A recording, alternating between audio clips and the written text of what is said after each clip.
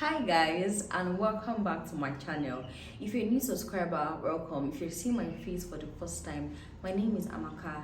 I'm an OG. I'm glad to have you back here. So I figured I've not done a get to know me tag since I started my channel. If you've been following me for a while, you know I started my YouTube channel this year, and I haven't really done a get to know me tag, so I decided to do that this time around. So in today's video you'll be knowing more about me, and I also had to ask my friends on or my followers on Instagram to send me questions of what they would like to know about me, and some of them were really responsive. Some people send in their questions, and I'll be answering some of those questions here, so stay tuned.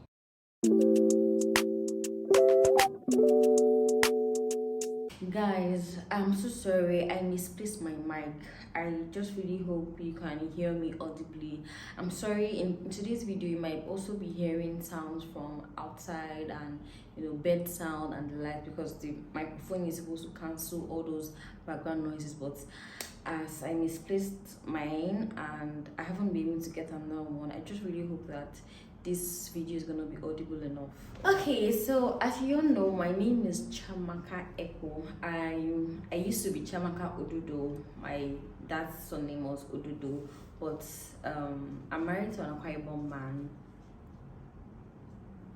You guys, I'm using natural lights, so the windows are open and flies are coming in, so please kindly ignore any fly you see pitching on my head. Yes, so as I was saying, as you all know, my name is Chamaka Eko. I used to be Chamaka Ododo before I got married. I got married to an Akwa man, so obviously I had to change my name, my surname to Eko. I'm currently based in Akwa State. I used to live in Lagos. If you want to know about my relocation story, I have a video on that, so you could just check it out. Yes, so yes, I'm married, like I mentioned, and I have a child. I have a 5-month-old baby boy, the cutest baby in the world, by the way. Let me now dive into the questions I received on my Instagram. Okay, someone asked, how did you know your husband was the one? I kind of had a list of qualities. I don't know if I should call it a list. I had a list of qualities I wanted my future husband to possess right from secondary school. Yes, it sounds crazy, but right from secondary school I kind of had a list of the kind of person I want to settle down with, and right from then I've been praying for my husband. It sounds weird, but if I'm to be very honest, that's how it was. That was what happened. I had a list of kind of person I wanted to get married to, and when my husband came along, trust me, it wasn't love at first sight.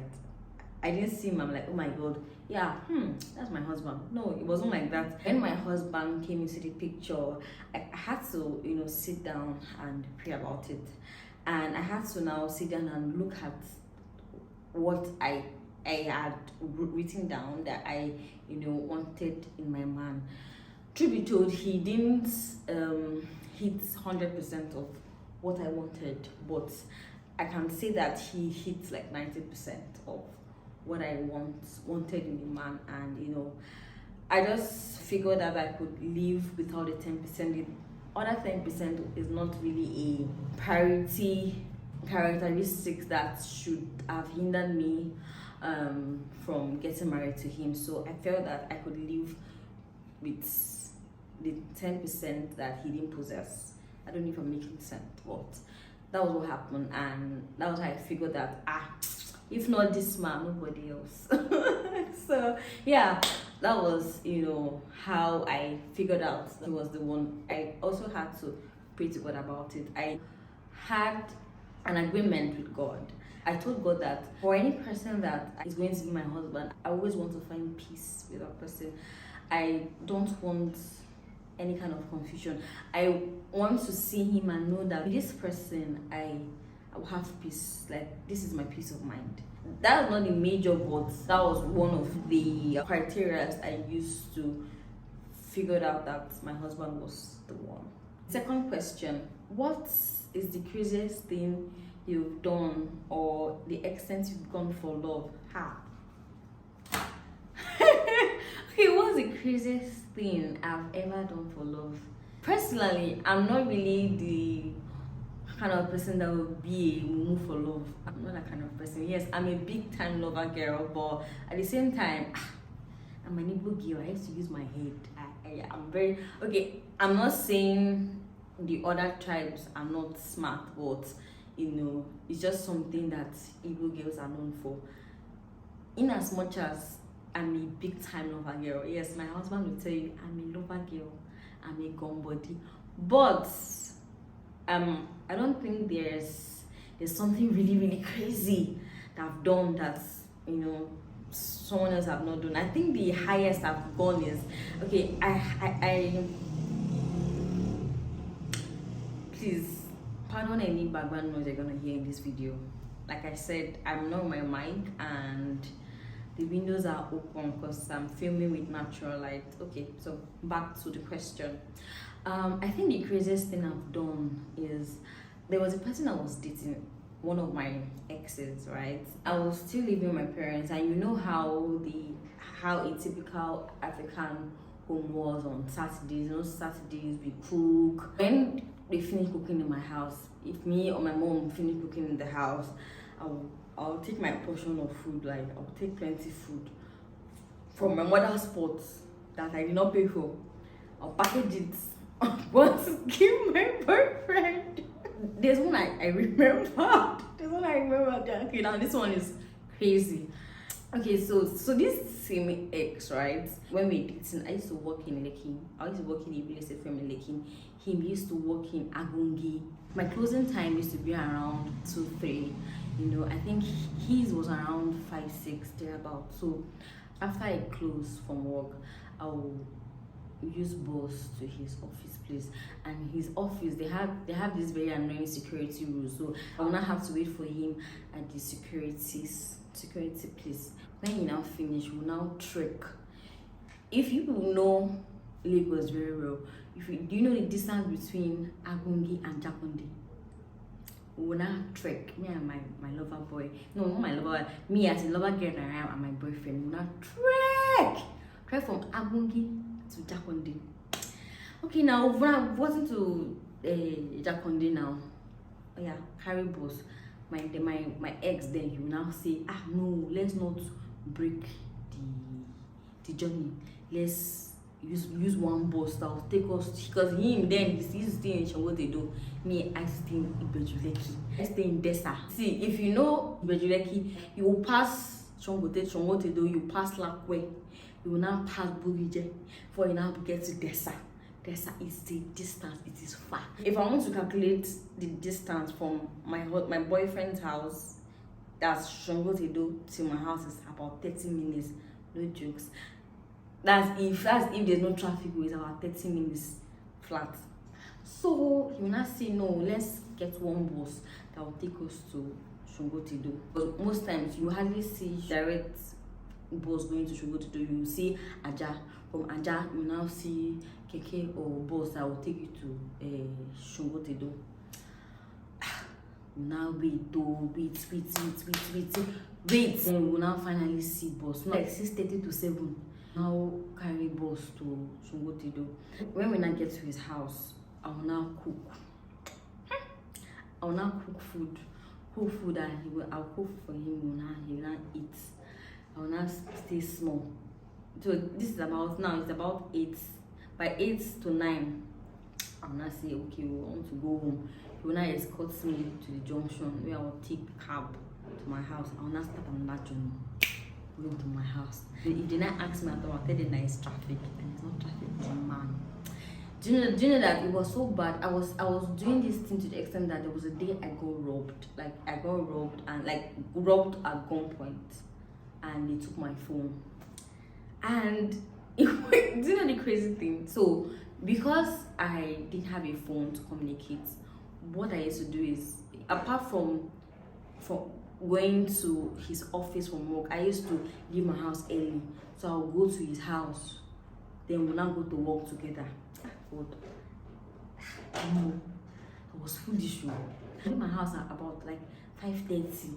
When I get to his house about 6 past 6, and his house was made in a way that if you're going to see someone, if you're going to see one of the tenants, you have to call the person. The gate is a jam lock. They didn't have a gate man. Whoever you're going to see has to know you're going to see them. You have to call them so that they'll have to, when you get to the gate, they'll now come and open the gate for you. That was how the house was. There was no way I could knock, because if I knock, nobody will answer me. Then crazy thing I used to do, I will now start observing people that are walking past. Strangers or people I don't know about, or I will be observing them. Anyone that their face looks friendly. I'm glad that it was then, not now that things are now bad, like things are crazy. Anybody that I see that the person's face is looking friendly, I will not beg the person for my phone. Then I had this number in my head, so now dial this number that I'm at the gate. I should come and open the gate for me. You know what? I was doing that for a month. Like I was doing it back to back.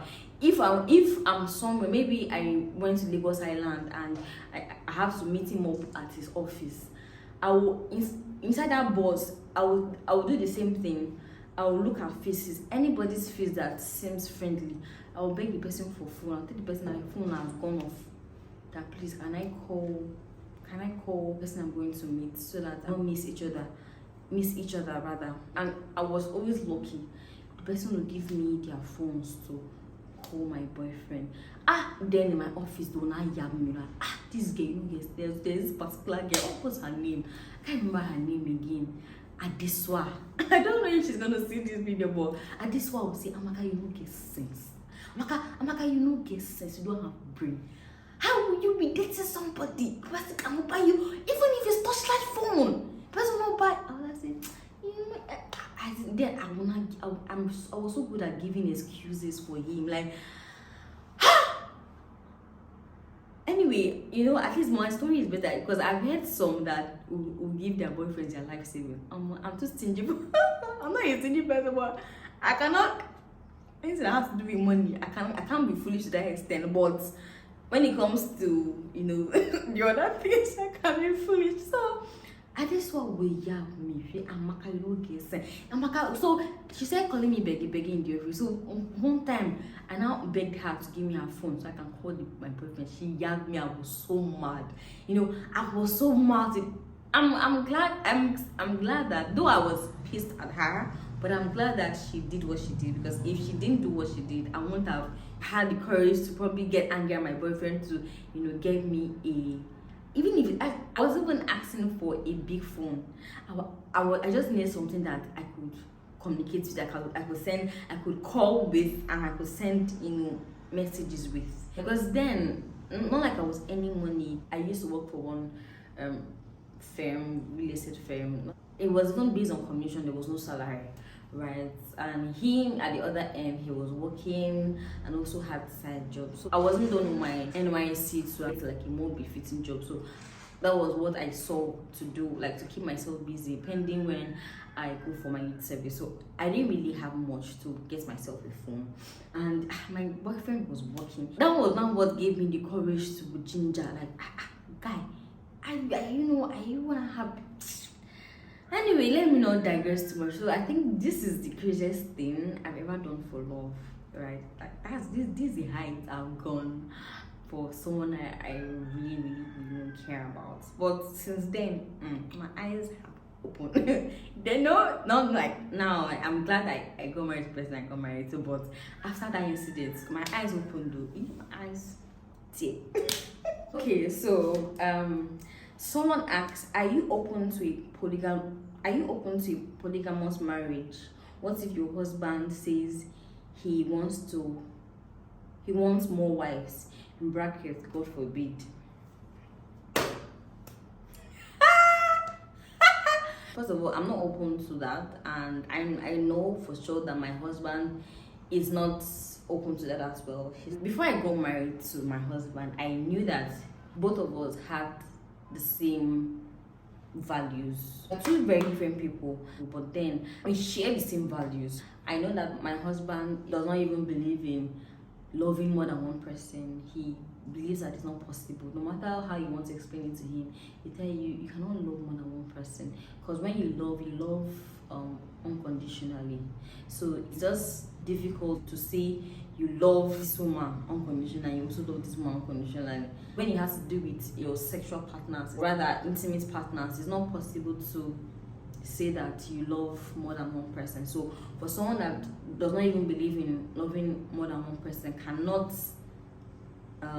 think of having more than one wife. So it's a no-no for us, it's a no-no for me. It cannot happen, and it will not happen. In Jesus' mighty name we have prayed. Okay, someone asked, why did you run from Lagos? Okay, I've shared my relocation story before. Like I said earlier, you can check that after this video. I've shared it before. Honestly, I was tired of Lagos. I was born in Lagos. All my life I've lived in Lagos. Lagos was becoming toxic for me personally. Apart from marriage, Lagos was becoming toxic for me. I wanted to run. I was tired. I think I explained everything in my relocation story, like literally how I even came to Akwa Ibom. I came here for service actually. I just didn't want to save in Lagos. My parents wanted me to save in Lagos. My father did everything he could, but this God, being far too kind, he listened to me. He heard my cries and my prayers, and didn't make his own plan. I know that the plan my father had for me was for good. He didn't want me to go far away, but I wanted something different for myself. I wanted to discover who I really was. So I didn't want to be in Lagos. I wasn't really running away from being under my parents' protection. Trust me, things are expensive. I'd rather be in my parents' house than trying to hustle for food. But I just really wanted to leave that space. It was becoming really toxic. So, and that was how I left Lagos. I'm really hoping to come to Lagos one of these days, because honestly, even though Lagos was tiring, a tiny bit of me also misses Lagos, also misses the Lagos life. You know what I mean? So one of these days, I know that something will take me to Lagos, hopefully, and I'll get to see some of my friends I really miss. So I don't regret leaving Lagos. I don't regret it one bit. I don't regret it at all. Yeah, so I hope that answers your question. If someone asks, why so fine? Oh, why so fine? Oh, I would say good genes and nice pep. Okay, so to be serious now, I think nice genes, I really seen my parents. Then I also think that happiness is part of it. There's no way you can be unhappy and truly beautiful, because when you're genuinely happy from within, it radiates outside. Yeah, so that's that. Another person asked, how did you meet your husband, and how have you been able to navigate marriage and motherhood? For the first question, you guys, I've been wanting to do a video with my husband. Like, I want us both to answer that question together. I feel like it would be more interesting, so I will save that question for later. I've not really had the opportunity to make a video with him, because my guy is always on the run. He's like, today is Saturday and he's out trying to, the kind of work he has, he's not a salary earner. He's a realtor, so he's always on the move. He's always on the road. He's always on the move every other time. So I'll see how I can drag him to make a video with me, and hopefully I'm able to drag him soonest. I owe you people. I've been saying I'm going to do a video with him, and I've not had the opportunity, to make the video, but I owe you. I'm going to make a video with him very, very soon. So in that video, we'll answer the question on how we met and what have you.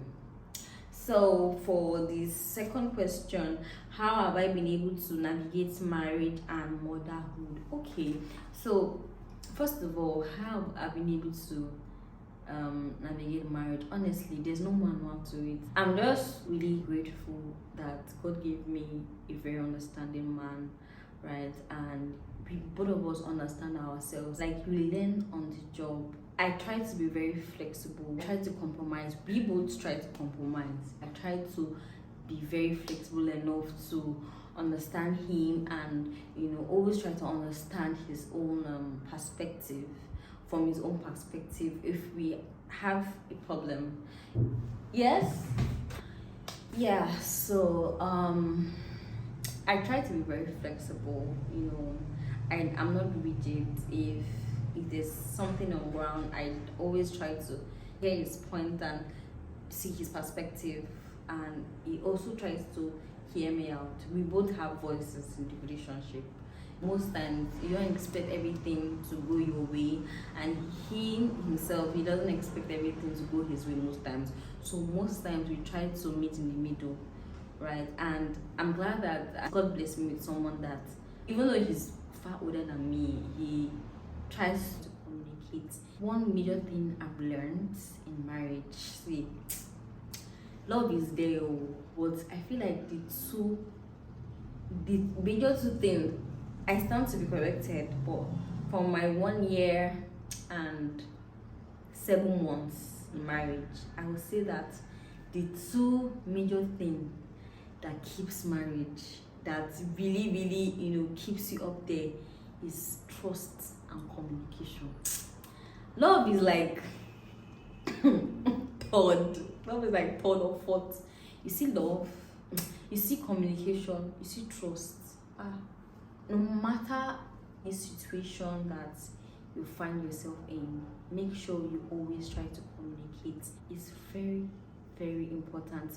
See, there are times that you have issues with your partner, and then, trust me, you don't know that person. You just be angry. But when you guys talk about it, when you communicate, trust me, it makes, I think communication just makes everything easy. My stand on communication cannot be overemphasized.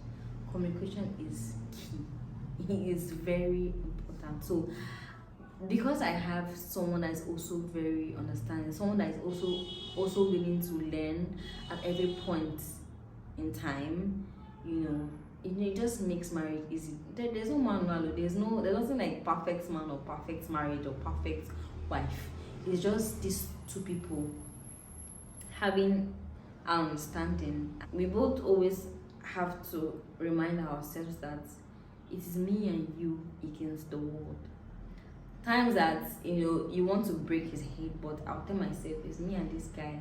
See, there are times that he will make me angry and I want to break his head, but I will tell myself that it is me and him against the world.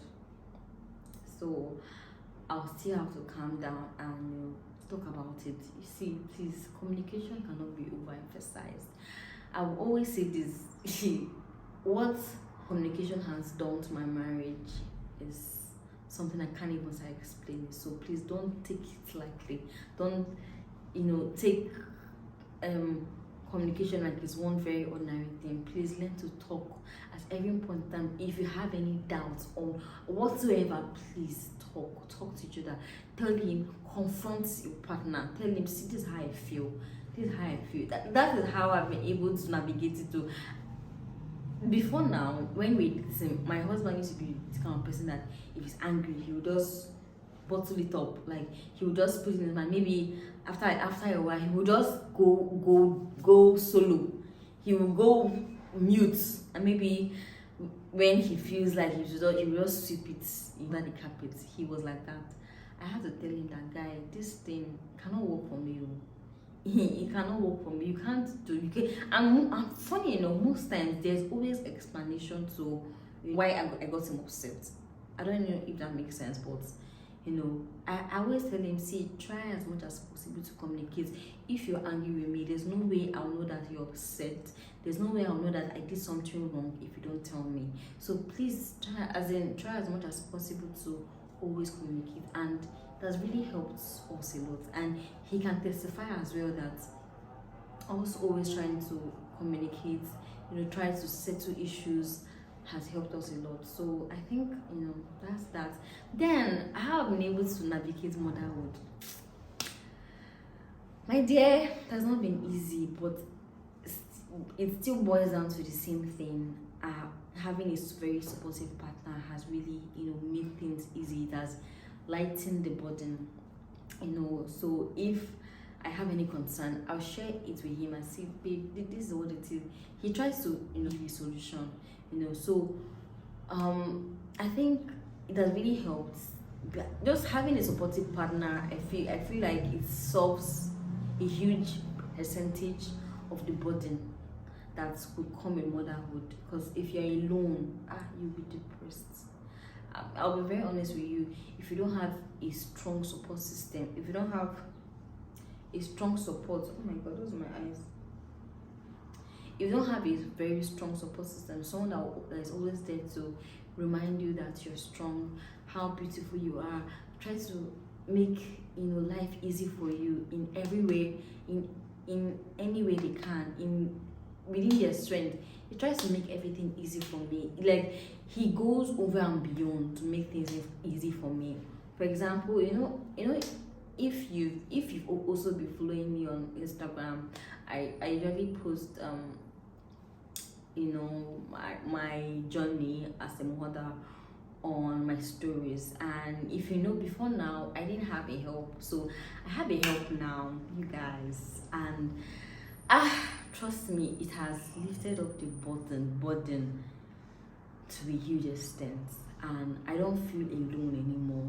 My husband had to really put effort in trying to get me someone to assist me at home. So I have somebody now, I have a help now. So it kind of makes things easy for me. And again, my baby has started sucking. Hey, you guys, if you saw my previous video, you know that I had mentioned that my baby doesn't suck from the breast. I have to always express. But now, one fateful day, my baby just said that, madam, I have missed this breast, I want to start sucking it. And till date, my baby has been sucking breast. So I had like that burden of always having tried to express has reduced for me, so everything is just easy, right? Everything is just, you just have a supportive partner, right? Having a supportive partner, someone that is intentional about you, someone that sees your pain, sees your effort, appreciates your effort, and look for ways to make it easy, look for ways to lighten the burden from you. It goes a long way. Yeah, so that's how I've been able to navigate motherhood, honestly. Because me, like this, if you leave me, I would have fallen into depression straight. Then another way that I've been able to navigate motherhood is having a routine. So I have a routine for every other thing. I always try to plan ahead because I have a baby, so I can't just plan just for myself, and sometimes those your plans might not work. So I always have plan A and plan B. Trust me, it doesn't make sense now until you're in that shoes. I have plan A and plan B, and having a routine, having a plan for everything just makes things easy for me when it comes to this whole motherhood thing. I've never been a mother before. It's my first time, and I'm just grateful to God that at least to some extent I can say that yes, I have tried. I'm trying, and I have tried, and I'm still trying. So yeah, so that's basically how I've been able to navigate being a mother and all of that. And now to the life updates. Okay, so where will I start from? Currently, the latest updates in my life is having an assistant, it has really, helped to reduce the burden I've had since I gave birth to my child. It has really reduced the burden. And guess what, guys?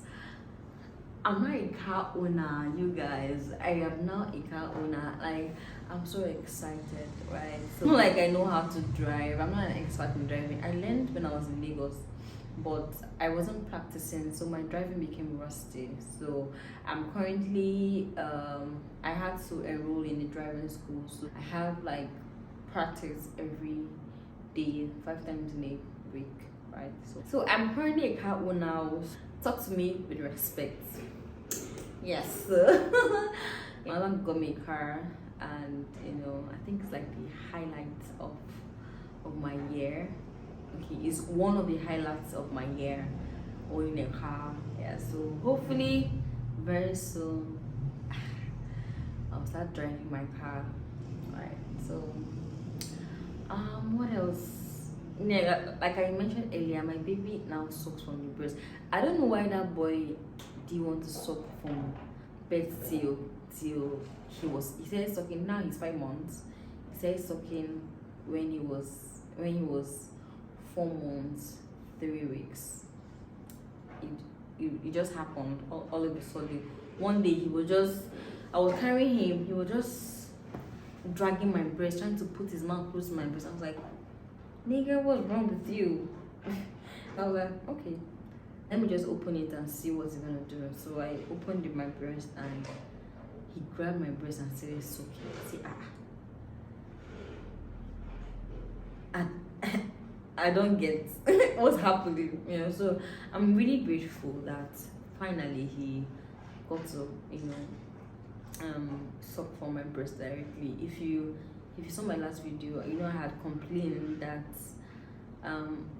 my baby wasn't sucking directly. I think it was the next week, like the next week plus some days he started sucking. So maybe he was feeling bad that I had to report him to you guys. That's why he now finally decided to suck on the breast. But notwithstanding, I'm glad that he's now sucking directly from my breast. It's a huge relief for me. I feel like it's a huge relief having to live expressing milk every second. I think we've come to the end of this video. I hope you really enjoyed this video like I did. Also, if you have more questions, I'm still open to more questions, right? Maybe I'll do an updated video on getting to know me and what have you. So if you have more questions, if there's any topic you want me to do a video on, did I say that right?